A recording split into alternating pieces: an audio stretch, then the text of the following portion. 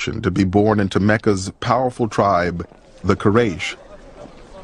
But his father died before he was born, and his mother died when he was only 6. His uncle, Abu Talib, was left to raise the young orphan.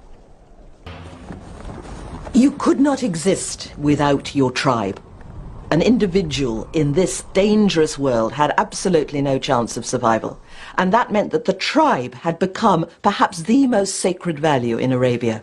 It's a society that's based on the idea of vigilantism, that if somebody attacked my clan, then I have a right to go and attack anyone from his clan. They saw justice as taking revenge. He surely had to have worried about his future, what will he be? And so he must have been a very introspective child. Muhammad had the habit of going out in the desert and contemplating the stars and thinking about why he was an orphan and how would life be to him in the future. Orphans were marginal people, and he felt very, very strongly identified with the poor and disadvantaged for the rest of his life. The Mecca of Muhammad's youth was both a religious and a commercial center, located at the crossroads of 2 major trading routes. Soon, Muhammad began acting as an agent for wealthy merchants, taking their goods on caravans throughout Arabia. These journeys exposed him to a variety of other tribes and communities and a range of new ideas. He probably learned the differences that exist between different tribes, people speaking different languages. He encountered Christians and Jews and learned from them what their faith, what their religion, what their cultures are. كان يعيش الرسول على الجمال، وكانت هي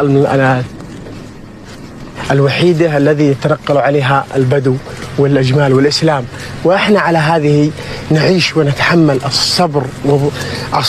إن الصبر كويس، ونصبر على الماء، على الظما والأكل والجوع.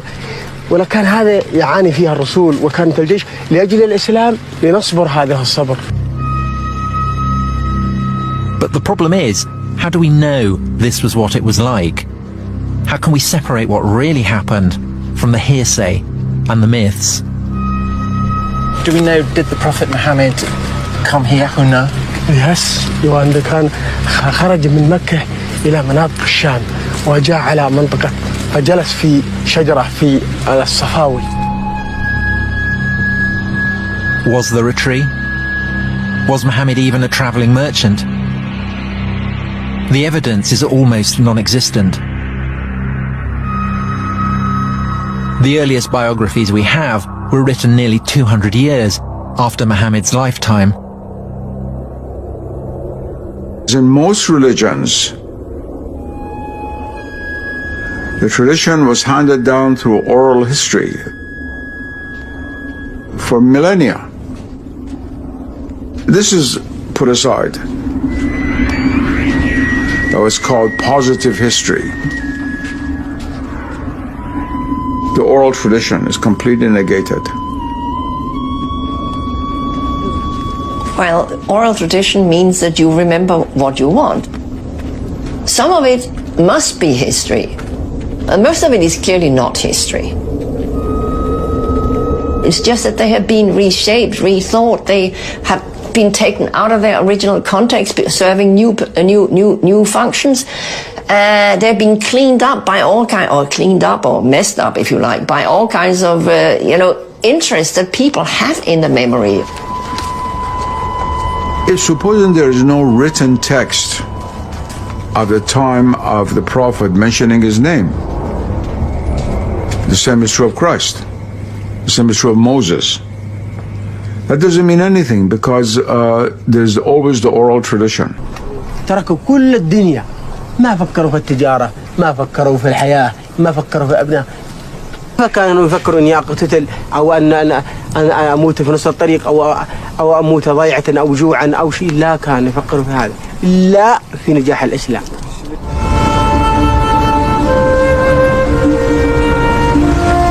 Yet after 10 years, in the first half of the 7th century. They deprived the Roman Empire of her richest provinces, crushed the Persian Empire, and taken possession of most of the Middle East. A staggering achievement. For most Muslims, a miracle. Only God could have made it happen.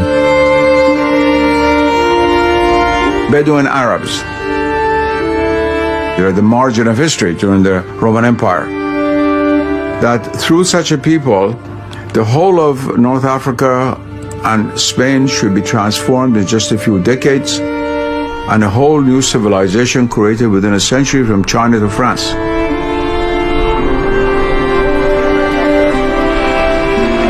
And this is a historical fact. And it all began, the story goes, when a merchant named Muhammad in a mountain cave heard something as terrifying as it was awesome, the voice of an angel. O Muhammad, thou art the apostle of God.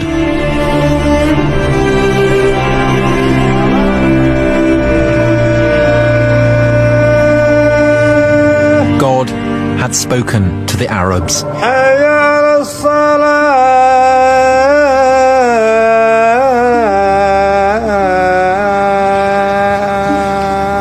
Allahu Akbar.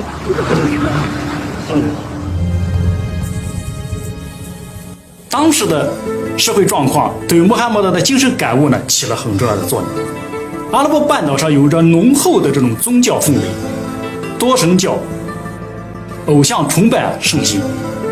那么在这样一种氛围下，人们容易呢思考这个天地神人这种关系，